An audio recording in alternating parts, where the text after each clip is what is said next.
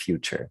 And as part of that, we are looking forward to having fruitful discussions with the community. And it's really a great pleasure to welcome today Elena Simperl from London, who is giving us a very interesting presentation with a nice title, Open Government Data Portals from Publishing to Use and Impact. In fact, Elena has been working on that topic for quite some time. She's a professor of computer science at King's College London. She held positions also at University of Southampton, as well as in Germany and Austria. And she's a fellow of the British Computer Society and a former Turing Fellow. According to A-Minor, she's in the top 100 most influential scholars in knowledge engineering in the last decade, which I think is underestimated, maybe even higher. Currently, she's the PI of 2 grants. It's an H2020 action where she develops human AI methods to make participatory science thrive, and EBSRC data stories, where she works on frameworks and tools to make data more engaging for everyone. And since we are talking about data the whole day, I'm pretty sure that you are a very good person to give us a really cool keynote. Thank you very much for being here, Elena, and the floor is yours. Thank you. Thank you. And I hope everyone can hear me well and can see the slides. So today I'm going to talk about data portals. I don't know so much about research data portals, but I do know quite a bit about government data portals. So hopefully some of the things that I'm going to tell you today will be somewhat applicable to what you are working on, and I'd be happy to talk more about it in the Q&A. But before that, and actually it's quite fitting that York talked about me being working in knowledge engineering. Let me just tell you a little bit about where I come from and the sort of journey I have made from publishing to use an impact when it comes to data. So I am, just like York, an ontologist. So I started my journey as an academic working on publishing some of the most complex data sets you could ever imagine, which were knowledge bases and ontologies. And thinking about what would be the processes and methods and tools that one could put in place to produce these very complex, but at the same time also very useful ways of organizing and representing data. But very soon after starting this journey in 2002, 2003, I sort of had almost like a reality check, and I made the jump one way or another quite quickly from this idea of, or this question of what do we need to do to publish, to who is actually using this and what do these people need. And one of the first pieces of research I have done was asking the question, how much does it actually cost to publish data, to organize data the way we as ontologists or ontology engineers were telling people to do? And I don't know if you can see it, but in the middle is a paper from 2006 that I have co-authored with York and some other colleagues at Karlsruhe, where we were proposing a statistical model that would tell you, based on a number of features like the size of the ontology, the size of the data set, and the complexity of the schema, and I think 20 other attributes that we thought were relevant from existing projects. We're trying to tell you, well, this is more or less how much we think this is going to cost you. So as to facilitate those sort of conversations about priorities, right? So do you want to publish yet another data set? How much would that cost you? If you have a limited budget, like you always do, or limited time, what should you invest your resources in? And then my journey continued in the same way, because it was quite humbling and quite rewarding for me to ask these sort of questions. And later on, I've started asking myself the question, well, we tell people to tag documents and we tell them to contribute their data to certain repositories and do certain sort of digital tasks that aren't really part or a core part of their job. They aren't appraised on them, they aren't incentivized on why should they do them. And I started looking at what would motivate someone to help us create those ontologies and those data sets almost as a side job from what they are doing, and who would be most motivated to be a part of this, in addition to the actual professional ontologists that were on the payroll as such. Well, say a few years later, open government data became a thing, right? So you may have heard of linked open data and its advantages. 2008, 2009 was the time around when the first open government data portal came around. This is a picture from a G8 meeting in 2013. I found it very funny when I looked at all the people who were there and how friendly they looked to each other and how easy the world seemed to be, because, they were meeting and they were talking about open government data. Those were the sort of stringent problems that the world had to deal with in 2013. Look at us now, 9 years down the line. But see, around that time, governments realized that putting their data online could be a good idea. Internally, because their different departments could work with each other, but also to create a level playing field for businesses who were investing a lot of their time in trying to source that data. So the first Open Government Data Portal was in 2009. It's now back online with the new administration. The UK one was followed shortly after. Now, 13 years later, we have 593 such portals listed, according to this dataportals.org site, which I hadn't heard of until this morning. But there's a few other of these monitoring tools, but hundreds and hundreds of portals, so many, in fact, that the team at Google, who know how to search for digital objects on the web, come up with their own search engine for datasets, which you have probably used in the past. So much that the European Commission have set up what is now called dataeuropa.eu, previously known as the European Data Portal, which is meant to be almost like a meta portal that provides access to 170 open government data publishers, which together have published more than 1.4 million data sets. So we have come a long way from that first data portal in the US in 2009, from the G8 declaration of releasing more open government data across the world to foster innovation. So we've published data on hundreds and hundreds of portals. So the question now is there anything else that we need to do? And I suppose for a community that is looking to build a networked infrastructure of data in research, in this case, that is still a legitimate question. So this is obviously Kevin Costner.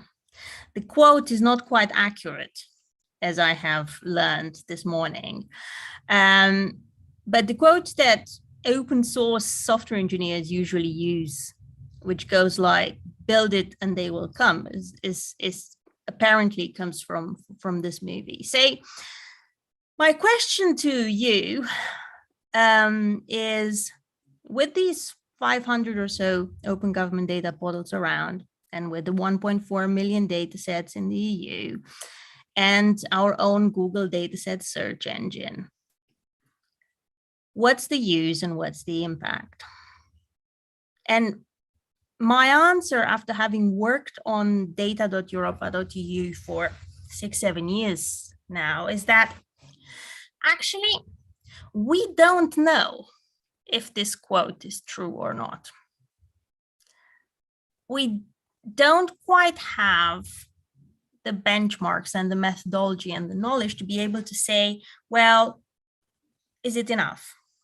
Will the users and the impact happen? But what I hope I'm going to be able to tell you for the rest of the talk is just some ways in which we have tried to answer this question. So this is the European data portal, data.europa.eu. I hope at least some of you know it. So basically, there's 170 catalogs from public authorities at city, regional, country level from 36 countries, not just the EU, lots of associated countries as well.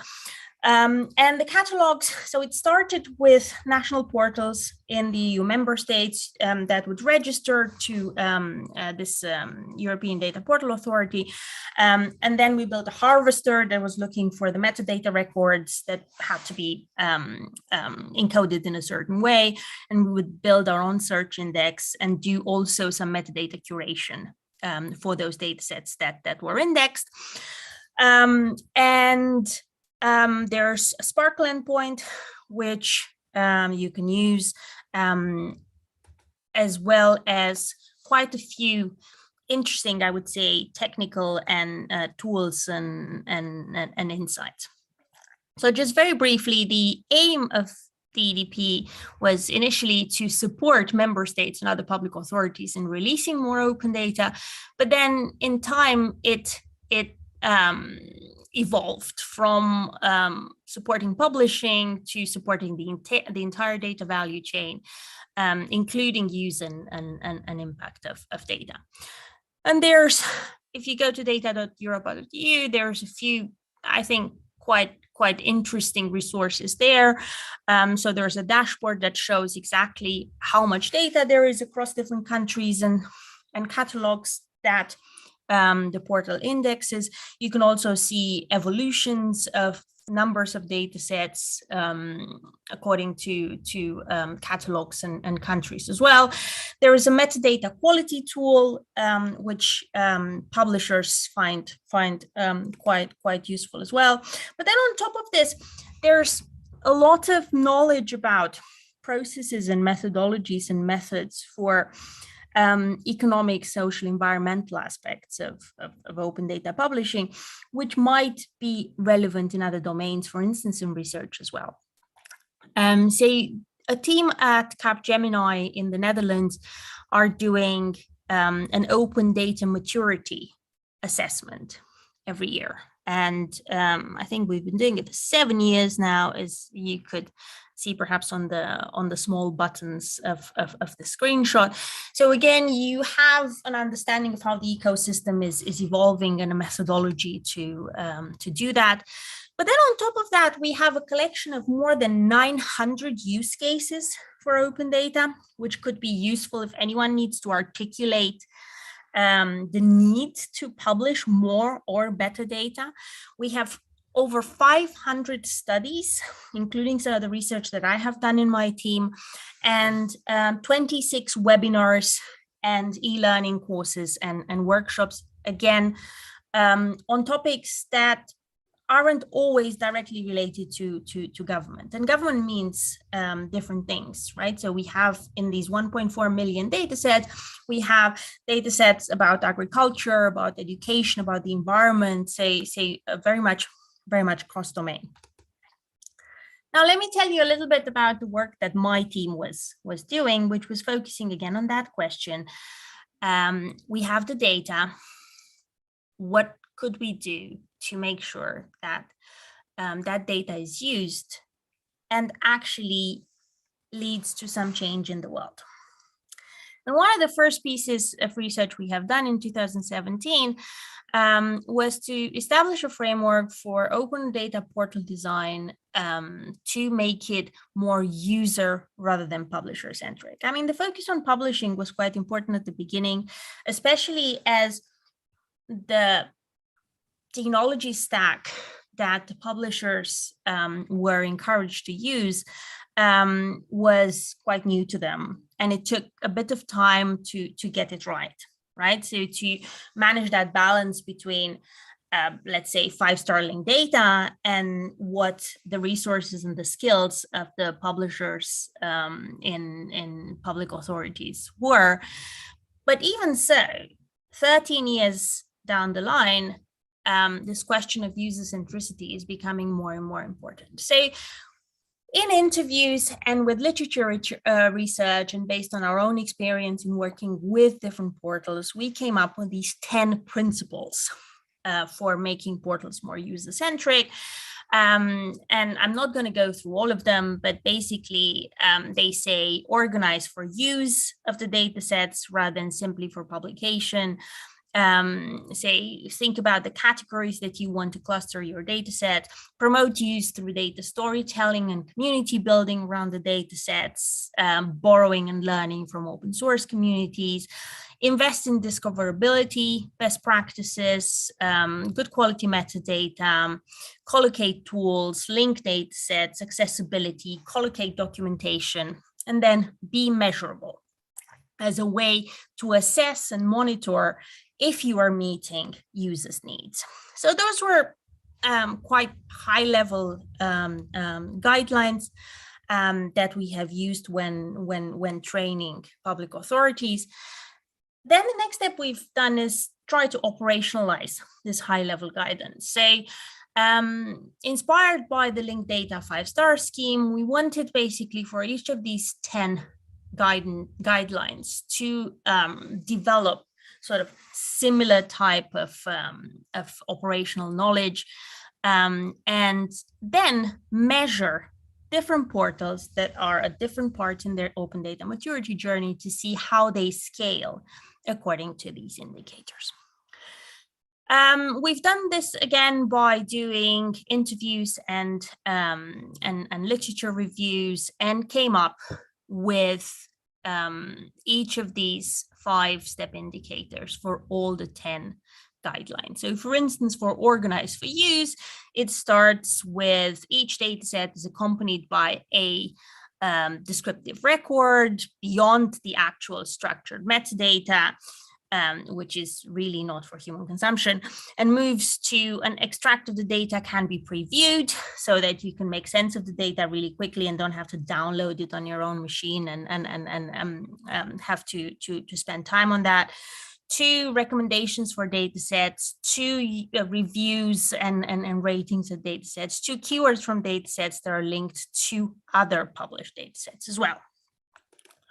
Collocate documentation, again, 5 different levels, starting from no documentation to supporting documentation that can be immediately accessed from within the data set and is context specific, and so on and so forth. Say, then we've taken 10 portals and we've assessed them according to these 5-star schemes.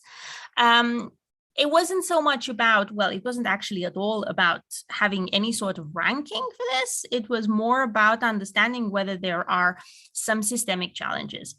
So on purpose, we built a sample where some of the portals were quite advanced according to indicators of open data maturity in their country or of the portal itself. And some were really just at the beginning of their journey.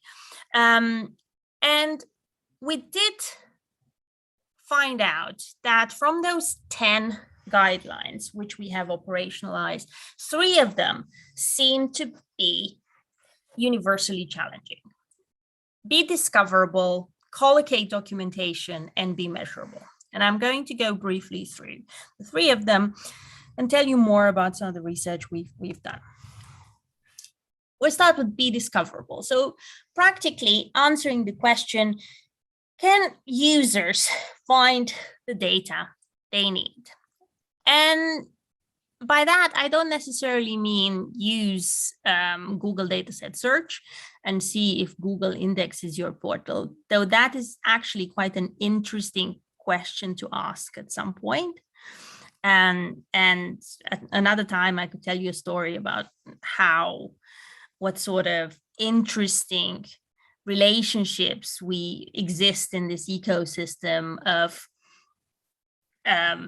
mediators and platforms like the European Data Portal that doesn't actually publish its own data, and Google Dataset Search, and the actual publishers, and how everyone is basically chasing the traffic. But that's a very different conversation. But if we're just thinking about a data scientist or a journalist who wants to write about climate change, do we as computer scientists or as data scientists, as portal engineers, support these people in finding the data they need? So to answer this question, we have looked at logs of portals. Now, to start with, these sort of logs are not easy to find. We had access to some of them. So in 2018, we've done a first analysis with 4 national open government data portals. If I remember correctly, it was the Australian one, the Canadian one, the UK one, and the Office of National Statistics in the UK. And they shared with us 2.2 million queries and 1,500 data requests. These data requests were from the UK portal and basically were queries that people had about data that they couldn't find on the portal. And they were written as comments rather than keywords. And we looked at these logs and tried to understand how data set search happens, and made a few interesting observations, in particular that search behavior seems to be a bit different than, say, for documents or other types of verticals. They're shorter queries, but there's a lot of temporal and geospatial information in those queries. From the sessions, we had some evidence that search is potentially explorative, is definitely a work activity.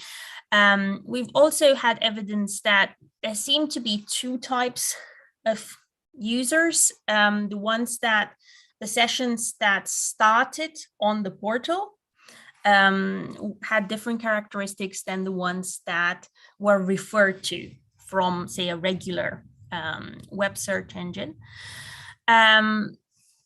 We then went on and did a much bigger analysis of the European data portal in 2020, 2021. So we had almost 2 years worth of sessions, of query sessions, search sessions from the EDP, around 800,000 of them, including both web search, so search sessions that started somewhere else and landed on an EDP indexed data set, or a page that would eventually lead people to such a data set, as well as native search sessions that start either in the search box of the portal, which is a regular text-based search field, or we're using some of those facets you may remember that I've shown in the screenshot of the front page of the portal. In the analysis, location still seems to be important when it comes to querying. And of course, you could think about it as a faceted type of search, but at the same time, we've also noticed that the granularity of these searches was quite different. So it does require one to either look for more granular geospatial tags, or ultimately to try to do something more sophisticated and look within the data sets themselves. Alongside location, queries also had information about provenance, format, license, time again, and a few other attributes. The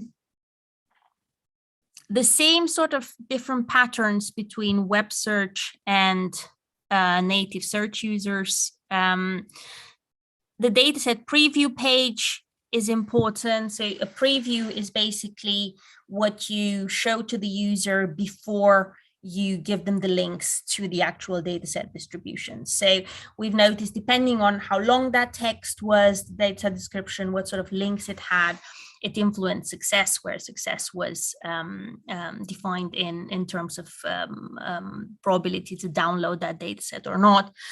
And then we also analyzed some data sets about COVID-19 in 2020, 2021, for which we as a portal had invested a lot of resources in creating stories about those data sets. And we have seen, which are quite costly to create, but we have seen it makes a huge difference in traffic and downloads as well. We've done a follow-up study, which is going to be published now at CHAIR. This is basically a small conference that is a spin out of SIG-IR. So it's information retrieval, but looking at human factors and information retrieval. And we've taken a subsample of that 800,000 sessions just to actually try to understand these two types of users. The ones who start their search on a regular search engine and happen to land on a portal versus the ones who really are looking for data sets. And basically that session type is really statistically correlated with success, and it is also correlated with search affordances and how people are using keywords and facets. So one of the things that we would like to do going forward is to learn more about these two types of users. We've published two extensive reports in 2020, 2021 in the European Data Portal with analysis of these search sessions. But practically the next step for us would be to actually go and observe what happens in these two types of search sessions and how people change their behavior based on what they find on the interface that they find on the European Data Portal, and to which extent, observations that we have made are due perhaps to the fact that people are less familiar with searching for data sets, or because some of them, and we have some evidence of this from another interview study that we have done, some of them already know that data set search is not very accurate. So they tend on purpose to start their search in a very broad way and narrow it down the line. In terms of dataset search algorithms, spatial and temporal queries is something that I personally would like to see more research on, as well as something on result presentation. So if you are a portal owner, and if you're thinking about increasing traffic and hence increasing the use and the impact of your data set, that result presentation page is what is going to matter most.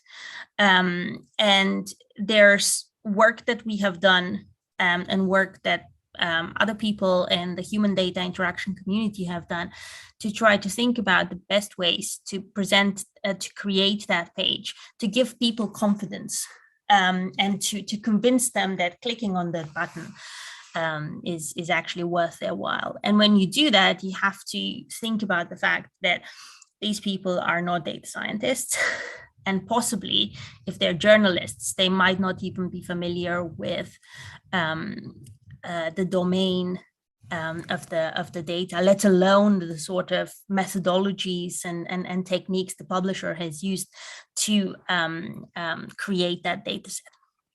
And finally, and this is something that we as a research community interested in data things would need to work on together, is we need more data about these sort of searches to even have a chance to start applying some of the more complex neural information retrieval and other advanced search methods that we see applied in other verticals, which would perhaps help us improve performance in search as well, rather than relying on a user to do this exploratory. On the publishing side, and because it is relevant to discoverability, we've also done a study in 2019 looking at the 4,000 out of the 1.4 million data sets that we're indexing that are actually available as linked data. For those who are curious, it was a paper that we published at the International Semantic Web Conference. So the next thing that seemed to be hard, or next thing that none of the 10 portals we looked at was doing, is be measurable.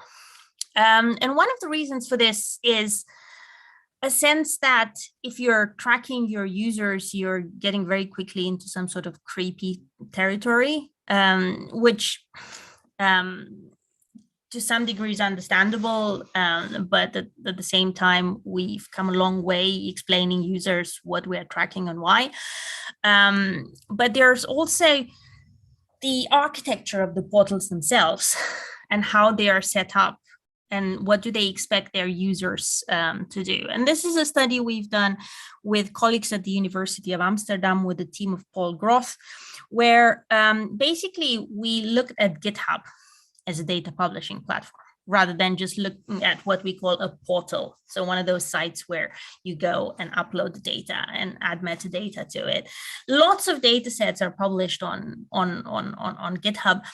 And GitHub offers quite some interesting, let's just say, measurability properties. So in this study, we wanted to basically look at engagement metrics on GitHub with data sets, and then at the same time try to quantify some of the guidance that is around how to publish your data set to make it more reusable. So fair to start with, right? So what we've done is we first codified all these different guidances. We found quite a few of them, and basically mapped the different attributes of a data set that were supposed to make that data set reusable to GitHub attributes. And then we've done some statistical analysis. We've also built a wonderful prediction model to try to identify those attributes that really lead to more engagement. And we've done this on using an openly available corpus of 1.4 million data sets, mostly structured data, so CSV and Excels, from 65,000 repositories or publishers on GitHub. And we come up with some recommendations for publishers as well, about how to write the README files, about how to write a dataset description on GitHub as well, and how to collocate tools to help people just get a sense of that data to be able to use it with more confidence. I'm going to skip this, but basically from that, we thought a little bit further about how could we build something like GitHub into a fully fledged data portal. Finally, Collocate Documentation, the third area that seemed to be challenging. There we've done basically HCI research. We went out there and we've interviewed lots of people. And the first thing that we looked at was that result page. Say, forget metadata. If I have to write a short description, if I have to describe a data set for someone else in 150 words, how would I do it? And we've asked journalists and data scientists, and we've also asked crowd workers. So people are, let's just say, not as data literate as some of the data scientists that we had interviewed. And then we had 25 data sets, and we had around 150 summaries in total for them, and went and looked at what are the things that people mention. So if I ask you to describe a data set, what would you tell me about it? Well, and you tell me things about the format and about the header, and you tell me about where it comes from and what sort of time and spatial context it has and whether it's good or not. And perhaps also some things that you have noticed about the content, so highlights of the analysis. And we've built basically this sort of template for documenting data sets to create these more engaging result presentation pages. We've also done a similar study where we've interviewed different scientists who are publishing data sets in social sciences and environmental sciences and information sciences. We've asked them to do the same both in writing and in speaking. So if you are talking data sets, what are the sort of attributes that you would mention? Okay, so now I'm coming to the end of the talk. So a few more observations, random observations from this research. In all the work that we've been doing on the European Data Portal, including the analysis of the use of linked data in those 4,000 data sets that we're indexing, and in interviews with people who are looking for data online, we heard time and time again just how important accessible documentation is. And that doesn't really mean metadata, and it doesn't really mean vocabularies for those metadata. People didn't care so much about that. Metadata vocabularies were used where there was a clear business case for them to be used. So those who want to look at shared vocabularies should do that if there is a real need. What was really, really important is to have more documentation. And there's work, especially coming from the machine learning community, but also in FAIR, about how to document data sets to allow someone who hasn't seen them before to use them with confidence. And probably you've heard about recommendations and guidance like data sheets for data sets and collaborative approaches to create that documentation of a data set, not just at publishing time, but also as the data is being used. And the other thing that I have noticed, and this is a project I've done in 2014 to 2017, where we were basically giving grants to startups to use open government data sets. And it worked very well. I mean, we've funded 57 startups, and each of them for 6 months built a product that was crucially enabled by the fact that there was this open government data set, or these open government data sets that weren't around before. But it worked because those startups were solving actual problems. And the beauty of the program was in finding that sweet spot between a startup that was crucially enabled in their business model by the availability of, say, something like open corporates, and one that just happened to find an openly available data set that was now much better than the data that they were producing, or much easier to work with. In none of these cases, none of these interactions, the challenges that we were facing were about technologies. They were about solving real problems of users, of businesses, of communities. And I think this is something to keep in mind. Okay, so to conclude, I think given everything that I said at the beginning, we are at a crucial moment in data availability. And in data use, both online and elsewhere. There is a lot of data that is available, and there is an increasing body of evidence about what people are looking for in data.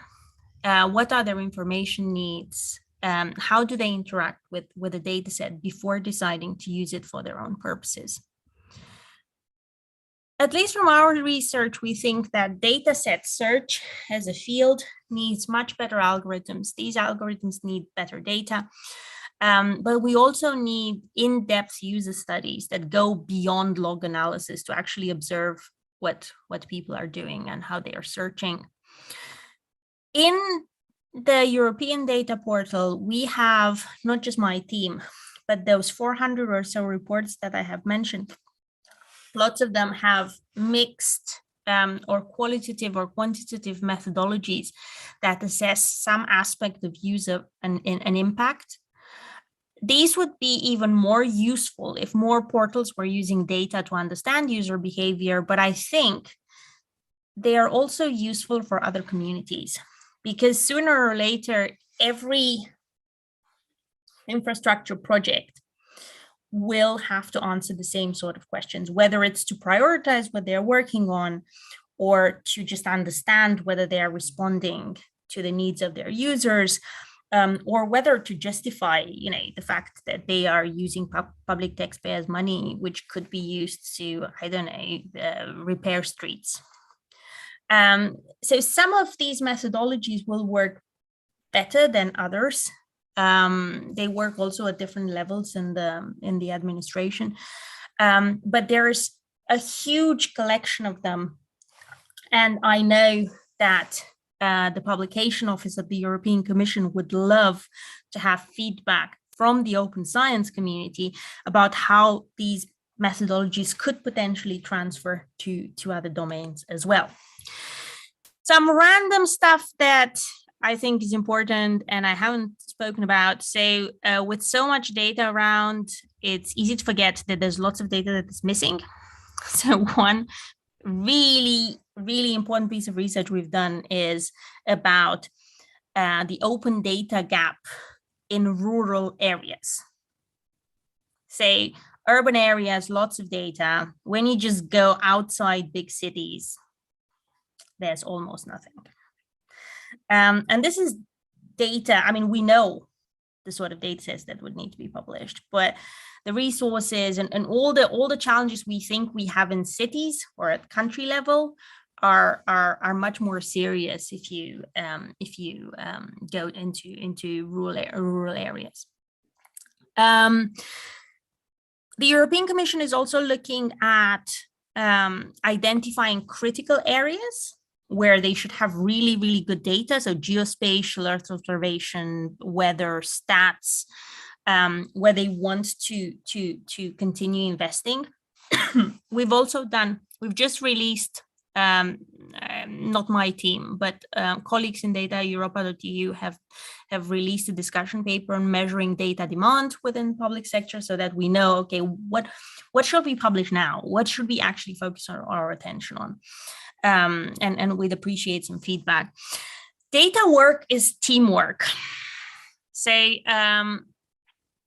what does this mean? It really means that we need to think about publishing and use as a collective activity as well. And we started doing some research on this, but we're really just at the beginning. But one thing that we're particularly looking at in the next weeks, and we're gonna publish a new report about it, is about these sort of institutional portals, open government portals, supporting a more diverse range of publishers. In particular, we're looking at citizen-generated data and the requirements. And I suppose citizen science is potentially relevant for a national data research infrastructure as well. So what happens in those cases? And I'm not just talking about the processes and who uploads the metadata, but what sort of quality assurance do you need to do? And perhaps even what sort of license do you want to give to that data set? And there are something that I am really, really interested to do a project on when I find the time, is data stewardship, and in particular participatory data stewardship, which I think could work potentially quite well in these situations. And with this, I thank you very much for the opportunity. And these are some papers we've published in random order, and I'd be happy to take some questions. Awesome. Thank you, Elena, for your talk and for the deep dive into data portals and open data portals on the European level. Thank you very much. So I'd like to open up the round for questions, and I kindly ask all participants to switch on their cameras so we can dive into the questions. And in fact, we have a first question which was posted in the chat, and maybe Fidan, you would like to ask the question by yourselves. Otherwise, I can also read it from the chat. But if you're there, it would be nice if you ask your question. Hi there. Yeah, I'm here. It's more of a home office situation, so I'm keeping it in mute and on video. A lot of noises around, but anyways, I'll just be quick to ask it. So thanks a lot for the event and the great presentation. So I was just interested because there was a rich set of data sets used in terms of data set search queries, which you mentioned, and I was interested to know, is that open? Is that available? Is that so that other, we are also interested in doing some investigating this aspect. Yeah, so this is something that we are very much interested in releasing. So the 4 data sets from the 2018 study, unfortunately, we can't make them available, but the ones from the EDP, there's a lot of demand, and there's also an understanding on the side of the European Commission that this is something that the community would like to see. Yes, so watch this space. All right. So please just raise your hand, or please put a W in the chat for any questions. Otherwise, I will also have a direct on that note, though. Okay. So on that note, so there's the Austrian data portal. They are offering their search logs for download for free. So if you want, I don't know how much traffic they have, but you can download them and you can play with them. And there's also a dataset search challenge, which is run by some very interesting people, a very interesting team in Japan. And they've been running this dataset search challenge twice, I think. And there's 2 datasets that they've released, which are, I think, from the US and from Japan, from the Open Government Data Portal. And they're not raw logs, they're curated, they have categories linked to them. So that's another source. And then there's a few web tables. If you want to see datasets broadly, there's a few web table datasets as well, including one that was published at CIGIR for neural retrieval as well, where they have web tables and labeled with categories and successful and unsuccessful searches, I think, if I remember correctly. Thanks a lot. Duly noted. Thanks a lot. No problem. In fact, it would be really cool to have more query logs publicly available. But of course, there's this issue of anonymization and stuff like that. I know that some people worked on that, and you have to cut out names, of course, and the context sometimes of queries, because a query otherwise clearly indicates who was asking this question and so on and so forth. Yeah, especially as the numbers aren't that high. And the queries could be quite specific. I know there was also a discussion within the Google dataset search team to release some of their logs as well. But to be honest, I've stopped following. As far as I know, they haven't released anything, but I might be wrong. To the best of my knowledge, they didn't publish yet. I actually talked to Natasha on Saturday at another event. but I don't think they published their query logs yet, but that would be actually cool. And I just kept a note to ask again. I was actually wondering, do you know something about the users of Europa.eu? Why is there an A, by the way?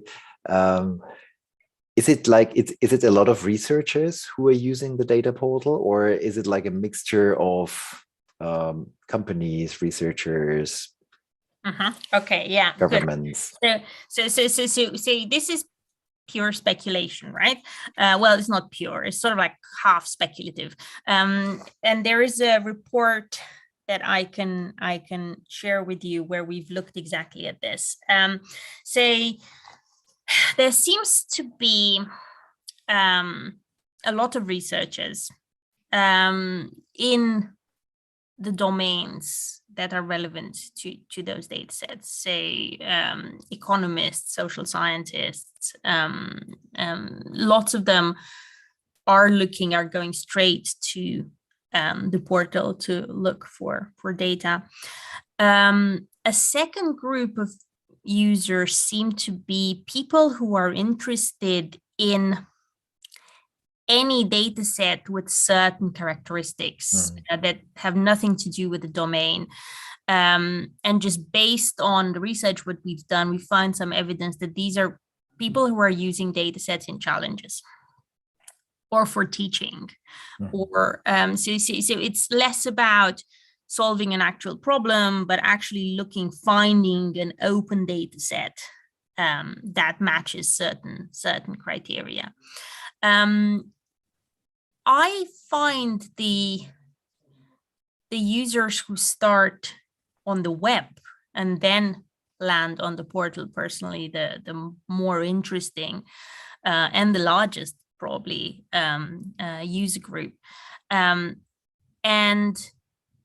it's quite clear from the sessions when you analyze them that they're totally surprised to land on a site that looks so very different from what they're used to or whether they're expecting.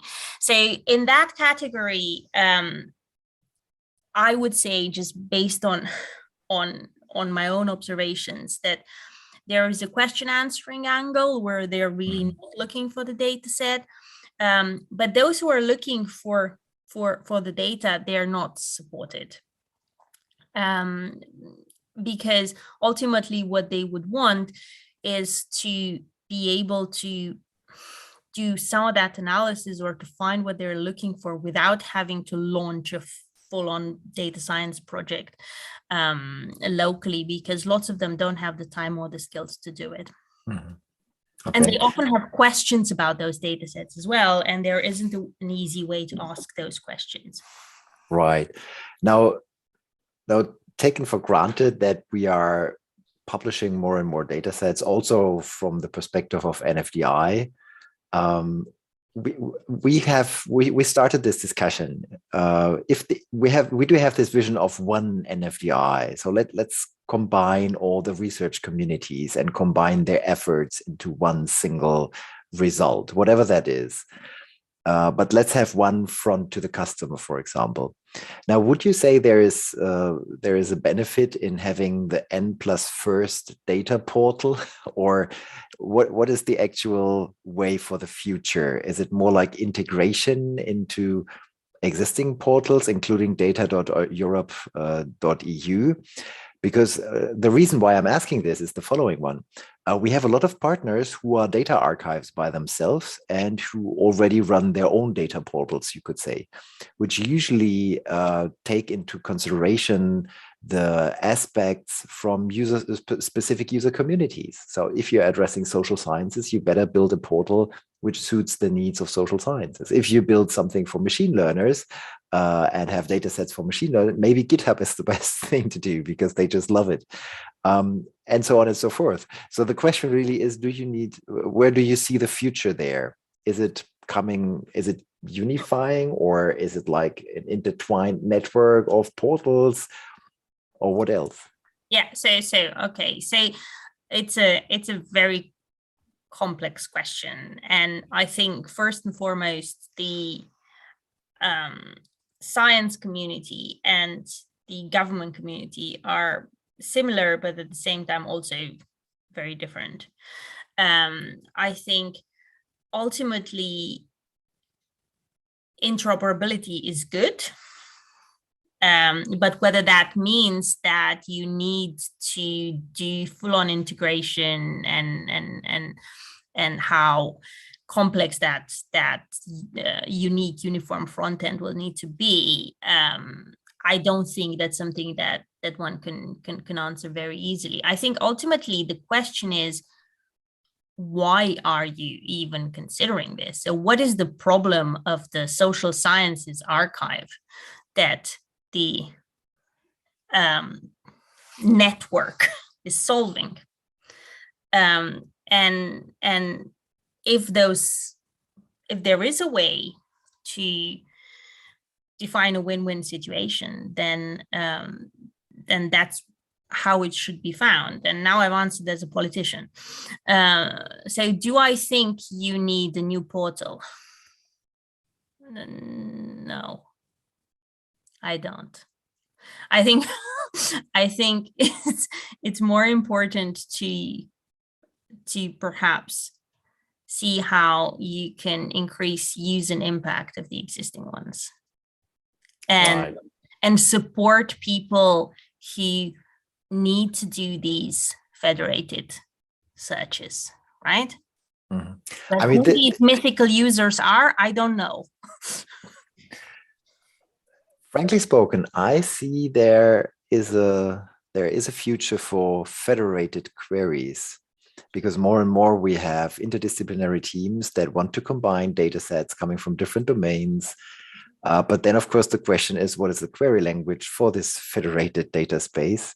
And how do you actually get access in case you have GDPR regulations, for example? Would that be something that also is able to combine studies? Let's make this the case here. You have different studies, you want to combine them and ask a query over different studies. And maybe this is one of the cases where you just say, no, you just go to the safe room, combine the data and ask the query. But maybe in other cases where you want to combine data sets that are open with data sets that aren't open, that is maybe one of the more interesting use cases.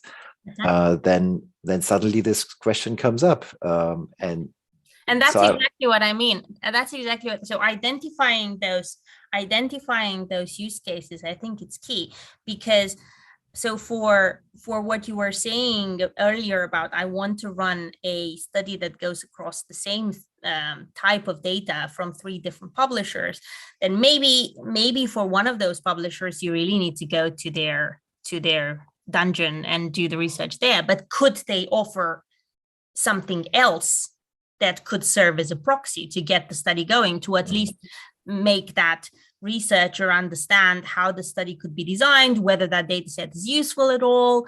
And I think this is where the added value comes from. It's providing those additional resources on top of what those archives and existing portals are doing, especially for these sort of joint works. And it's the same with the shared, with the private data sets as well. So is there a sample that could be offered that you could try out, and then you could make a cost benefit analysis and see whether you would do the real thing, which will involve obviously data sharing agreements and the like. Right. I read out loud a comment from the web, from YouTube. Great talk. This is such a relevant approach. Data availability is not enough, rather the findability, and something I've been advocating for, data literacy. People need to know how to manage data. Yes. So that comes from our audience in the wild. Yes, thank you. I concur to that. Yeah. Absolutely. Do we have more questions from the audience, which is present over here? I would have maybe one overarching question, which is you promoted the 5-star linked data metric, which I think is awesome. But the first star is make it available on the web. And now if you look at the FAIR principles, make it available on the web on purpose hasn't been put as a as a recommendation, or as a recommendation there, but rather findability, where findability is always placed into a context, and the context is not necessarily the web. Do you see that there is like a clash of cultures with the 5-star principles and the FAIR principles, or what is your way of resolving this? I don't think there is. I think they emerged in different communities, right? Say the 5-star link data came from a part of a community that thinks, perhaps rightfully, that the web is the answer to everything, and it has been for so many things, right? And part of me still wants to do a project where everyone should be able to just put their spreadsheet on their website and we'll find it and so on. Whereas the other community thinks more about usage, and if it's not, it doesn't matter so much whether it's the web, or even when you come to the web. So I'm program co-chairing the web conference, and we're talking about how does a relevant web paper look like? And you can imagine you have the extreme that says, does it use HTTP to access? No, well, then no web. To slightly more inclusive positions. And I think it's exactly the same principle here. I don't think there is a clash. I just think they came from different communities with different assumptions. And ultimately, there is a compatibility between the two, at least in aims. And that's what I would focus on. Right. Interoperability, of course, is key. Yeah. So I think this concludes also our discussion round. Thanks again for the great talk and for being here.